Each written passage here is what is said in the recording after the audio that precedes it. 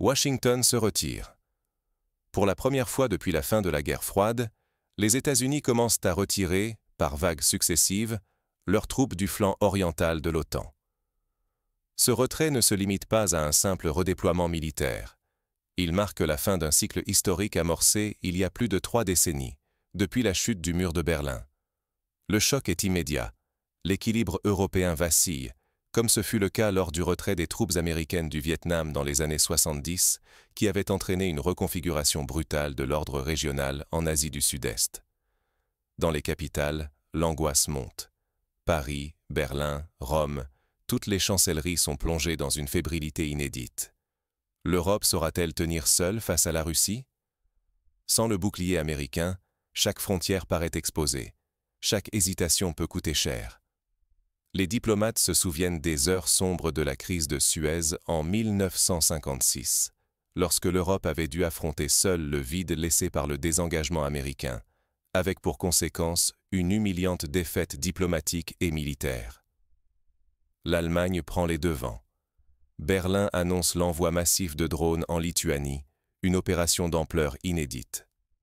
Derrière ce geste, une ambition. Incarner une Europe capable de se défendre et de s'unir, quitte à bousculer ses propres lignes rouges. Pour illustrer cette mutation, rappelons qu'en 1989, alors que le mur de Berlin tombait, personne n'imaginait que l'Allemagne deviendrait, quelques décennies plus tard, le moteur militaire de l'Europe. Mais alors que les tensions culminent, Vladimir Poutine frappe un grand coup. Il propose un cessez-le-feu temporaire. Sincérité ou diversion? À Kiev comme à Bruxelles, la méfiance domine, mais la confusion s'installe. Cette tactique rappelle celle employée par les Soviétiques lors de la guerre de Corée, qui avaient plusieurs fois proposé des cessations temporaires des hostilités pour regrouper leurs forces, tout en semant le trouble dans le camp adverse. En coulisses, un autre duel se joue. Donald Trump et Xi Jinping se retrouvent pour la première fois depuis plus de 6 ans. Leur sommet secret pourrait bien redessiner l'ordre mondial, loin du regard des Européens, et peut-être à leurs dépens. Ce genre de rencontre, à huis clos, évoque les sommets Reagan-Gorbatchev des années 80, où l'Europe observait impuissante les décisions prises par les 2 superpuissances. La planète retient son souffle. Le retrait américain ne menace pas seulement la sécurité militaire. Il met en jeu la prospérité, la cohésion et l'influence de l'Europe tout entière. Est-ce le crépuscule du vieux continent ou l'aurore de son indépendance retrouvée? Le sort de l'Europe se joue maintenant, comme il s'est joué en 1945, à la sortie de la Seconde Guerre mondiale, lorsque le continent a dû choisir entre division et reconstruction. Face à cette nouvelle donne, les gouvernements européens s'efforcent de rassurer leur population, mais les fissures internes se multiplient. À Paris, le président multiplie les allocutions télévisées.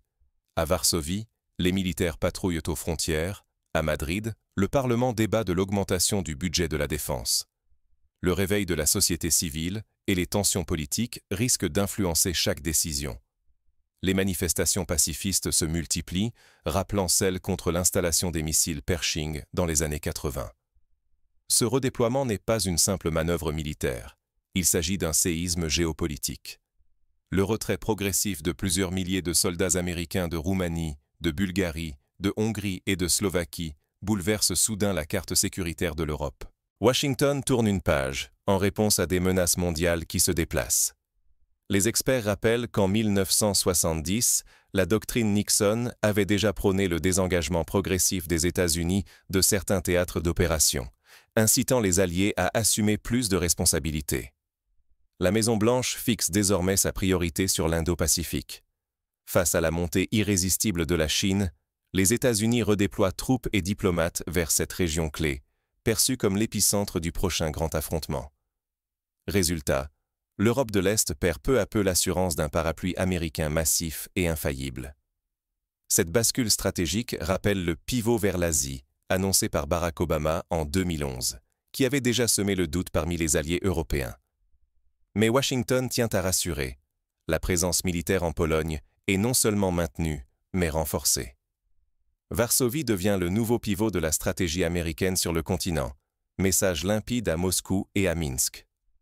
Cette nouvelle architecture pousse l'OTAN vers le nord-est, redistribuant lignes de front et alliances au sein de l'Alliance. On assiste à une situation similaire à celle des années 50, lorsque la Turquie et la Grèce étaient devenus les nouveaux remparts du flanc sud-est de l'OTAN. Les dirigeants européens affrontent dès lors une angoisse inédite. Officiellement, ils affichent une confiance feutrée dans l'autonomie du vieux continent. Mais, derrière les portes closes, la nervosité grandit. Qui pourra vraiment remplacer la puissance américaine, sur le plan technologique ou logistique? Les débats font rage dans les couloirs de Bruxelles et des capitales, entre espoir d'un sursaut européen et crainte d'un vide sécuritaire fatal. Les experts militaires rappellent que la logistique américaine, capable de déployer en quelques jours des milliers de tonnes de matériel, reste inégalée en Europe. Pour la France, fidèle à ses principes de souveraineté, cette redistribution offre une opportunité, celle de relancer l'autonomie stratégique européenne. Paris plaide pour une défense commune, indépendante des choix de Washington.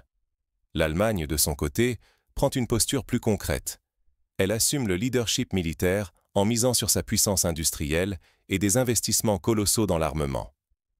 On se souvient de la création de la brigade franco-allemande en 1991, un premier pas vers une défense commune qui reste encore inaboutie. Berlin prépare ainsi la plus grande livraison d'armes de son histoire. 12 000 drones kamikazes, pour un montant proche d'1 milliard d'euros, destinés à la Lituanie. Ce geste spectaculaire vise à combler le vide laissé par le désengagement américain et à rassurer les alliés baltes, en première ligne face à Moscou. Cette opération n'est pas sans rappeler la décision, dans les années 50, de doter la RFA de chars Léopard pour renforcer la défense du rideau de fer. Ce rééquilibrage accéléré comporte des risques considérables. Un vide sécuritaire pourrait fragiliser toute l'Alliance, exposant l'Europe à des menaces hybrides, des déstabilisations régionales ou de nouvelles fractures internes.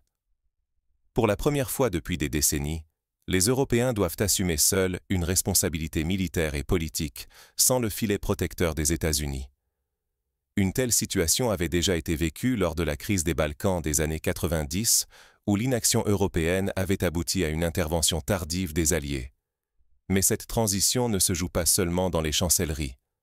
À l'intérieur même des sociétés européennes, d'autres failles apparaissent, prêtes à fissurer l'édifice de la cohésion continentale. Des mouvements de contestation émergent, comme en France avec les Gilets jaunes, signe d'un malaise social profond que l'insécurité géopolitique ne fait qu'amplifier. Un front uni ou une forteresse déjà fissurée.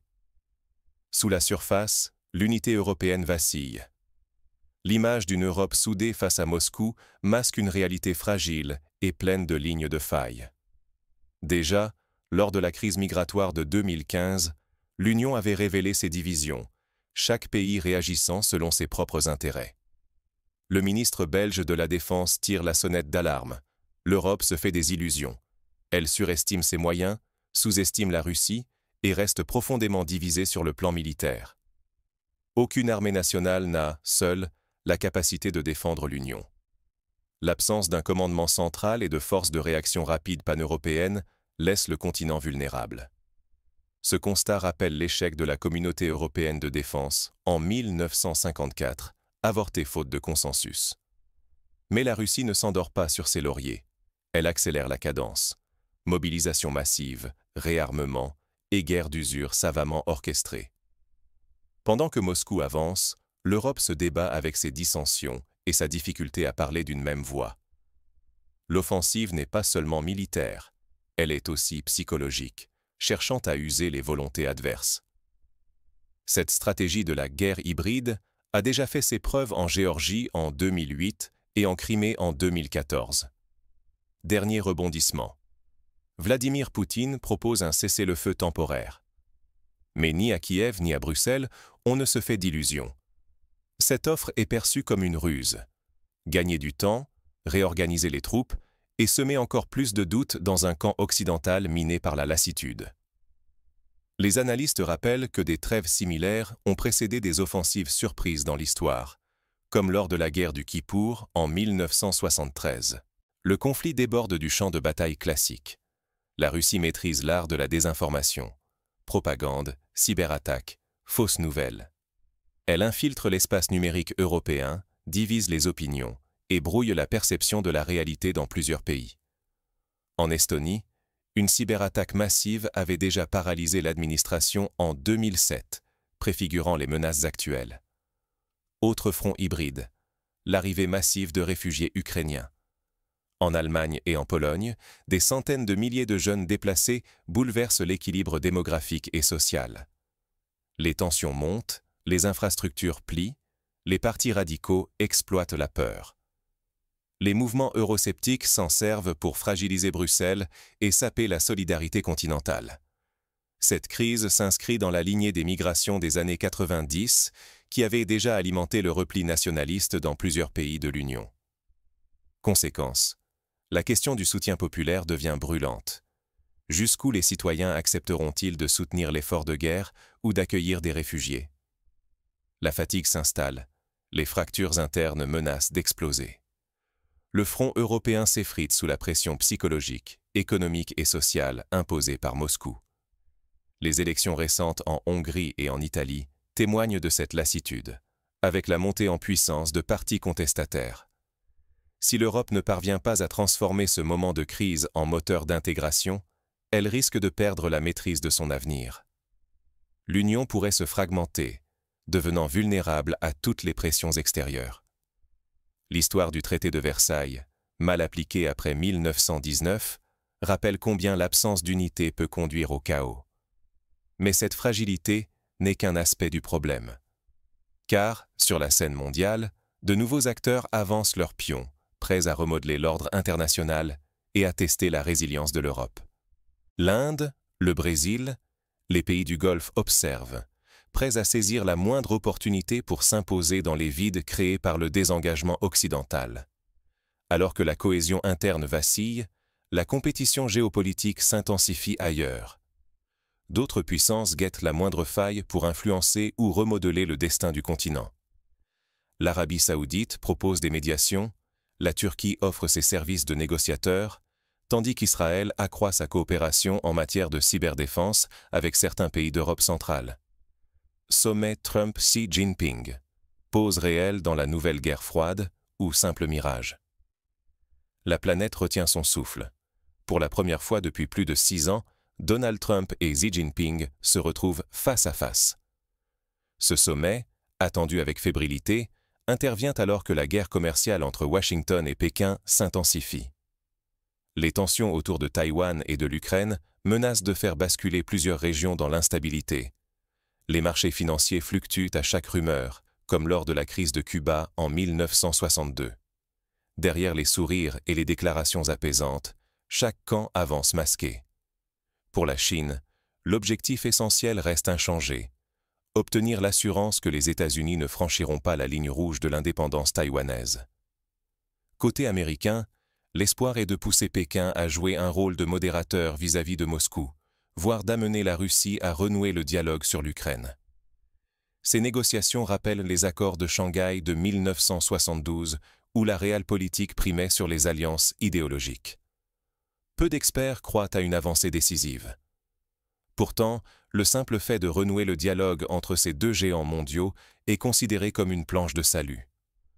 Le monde se suspend à leurs mots, espérant que la diplomatie contiendra l'escalade des confrontations militaires. Les diplomates européens, eux, observent impuissants, craignant d'être relégués au rang de spectateurs.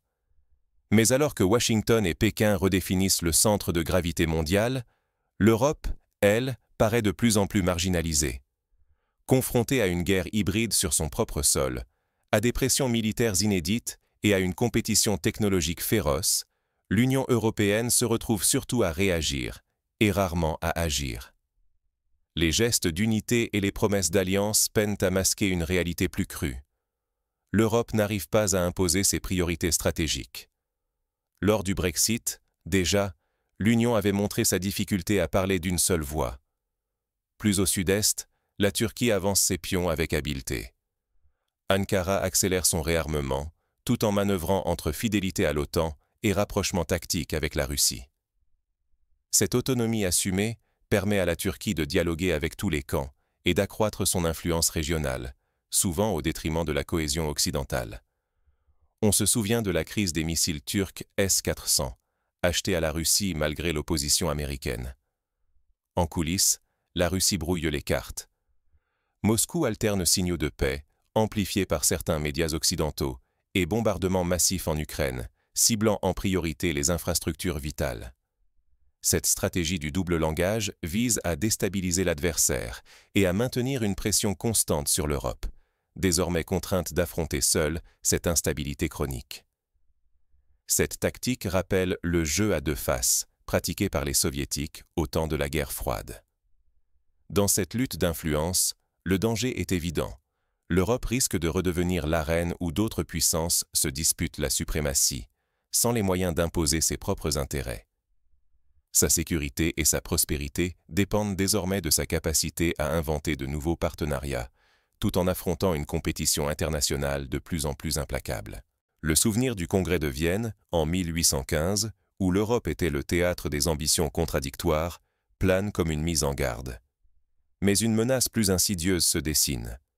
Les failles internes de l'Europe, souvent ignorées, pourraient bien s'avérer décisives dans la lutte pour l'avenir du continent. Les tensions sociales, la montée du populisme et la défiance vis-à-vis des institutions européennes fragilisent en profondeur le socle politique de l'Union. Pourtant, derrière la façade des grandes manœuvres diplomatiques et des rivalités ouvertes, une transformation plus profonde s'amorce. Le retrait progressif des forces américaines obligera bientôt les Européens à un réveil stratégique brutal. Il faudra repenser les alliances, développer des capacités industrielles autonomes et investir massivement dans la formation des élites militaires et civiles. Et si la vraie force d'une Europe résiliente ne résidait ni dans les armes, ni dans les alliances, mais dans une capacité à se réinventer de l'intérieur? L'histoire l'a souvent prouvé. Après la peste noire, les sociétés européennes ont innové, modernisé leur agriculture et leur administration, posant les bases de la Renaissance. Aujourd'hui, l'Europe ne peut plus se reposer uniquement sur des soutiens venus de l'extérieur. Au-delà des débats sur la défense, une question brûlante s'impose.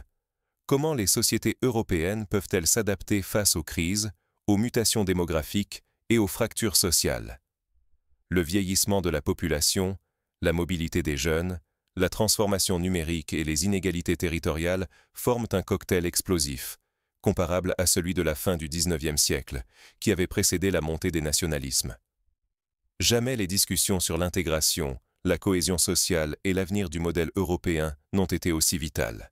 L'unité de l'Europe est minée autant par les pressions géopolitiques que par l'érosion interne, la montée des inégalités et la défiance envers les institutions. Les manifestations pour le climat, les marches pour l'Europe et les grèves étudiantes témoignent d'une société en quête de sens et d'unité. La démographie incarne parfaitement cette fragilité. Selon les analyses de Claudia Goldin, prix Nobel d'économie, partout où l'autonomie des femmes progresse, la natalité recule, surtout sans politiques publiques adaptées. En Europe, trop de femmes sont encore obligées de choisir entre ambition professionnelle et vie de famille, faute de soutien concret. Cette situation rappelle la France des années 60, où l'on peinait à concilier croissance économique et soutien à la natalité. Pourtant, les pays scandinaves prouvent qu'un autre modèle est possible. Là-bas, l'égalité femmes-hommes, les crèches accessibles et des services publics efficaces soutiennent la natalité. La Suède et le Danemark maintiennent des taux de naissance nettement supérieurs à ceux de la France ou de l'Italie, car la famille y est pensée comme un investissement dans l'avenir collectif. De telles politiques, inspirées du modèle suédois initié dans les années 80, sont aujourd'hui citées en exemple lors des sommets européens. À l'inverse, en Europe du Sud et de l'Est, le poids de la famille repose encore largement sur les femmes. Le manque de structures d'accueil, les congés parentaux peu partagés et la précarité de l'emploi féminin rendent la conciliation entre travail et enfants presque impossible.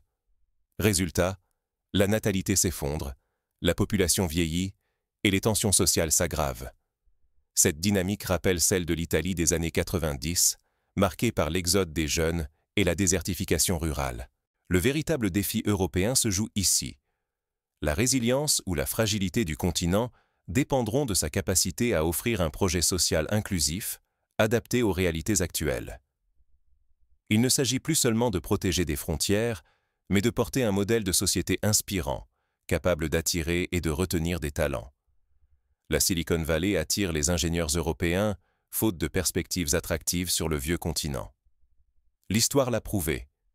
La sécurité et la puissance d'un continent reposent d'abord sur la cohésion sociale, l'innovation et l'investissement dans le capital humain. Sans adaptation rapide, l'Europe s'expose à l'érosion interne et à la perte de toute ambition d'autonomie stratégique. Au lendemain de la guerre de 30 ans, seules les sociétés capables de se réformer ont retrouvé la prospérité. Dans ce contexte, la société civile devient un acteur central. Associations, entreprises, collectivités. Tous peuvent inventer des solutions, interpeller les pouvoirs publics et proposer de nouveaux modèles d'organisation du travail, de solidarité et d'accueil des familles. Il s'agit de redéfinir la place de chacun dans un projet collectif européen. Les budgets participatifs, l'économie sociale et solidaire, ou encore les coopératives d'énergie renouvelable, sont autant d'exemples de cette innovation citoyenne. Alors, comment agir à notre échelle dans ce moment de bascule? Comment bâtir l'Europe de demain à partir de la somme de nos engagements individuels et collectifs?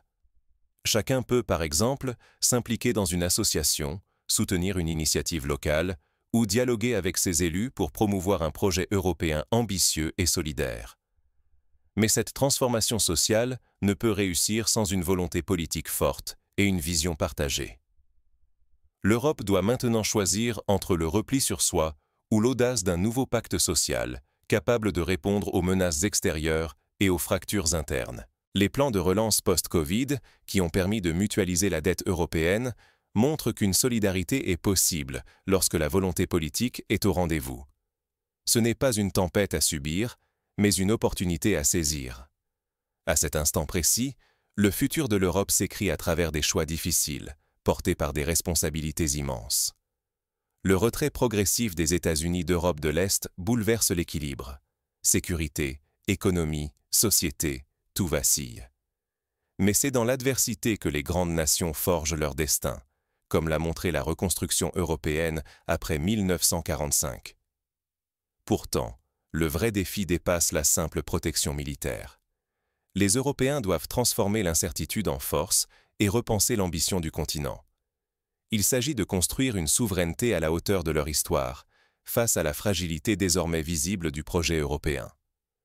Le traité de Maastricht, en 1992, avait déjà posé les bases de cette ambition, mais il reste encore beaucoup à faire. Les fissures s'élargissent, tensions sociales, démographie en déclin, montée des populismes. Chaque problème menace l'unité et la résilience. Attendre passivement, c'est risquer de perdre sécurité, prospérité, influence et d'accepter le recul du continent sur la scène mondiale. La crise grecque de 2010 l'a montré. L'inaction peut coûter cher, en crédibilité comme en cohésion. Ce tournant n'est pas qu'un risque, c'est aussi une chance unique. Il appelle chacun à s'informer, à débattre, à participer activement à la réinvention du destin européen. Refuser l'engagement, c'est céder à la fatalité. Les campagnes de débat citoyens, les consultations sur le futur de l'Europe, sont autant d'occasions de peser sur les choix collectifs. Sous la pression extérieure et face à ses contradictions internes, l'Europe doit choisir le courage, affronter la réalité, oser l'unité dans la diversité. Cela commence par l'intelligence collective, comprendre, dialoguer, interpeller les décideurs et refuser le repli sur soi.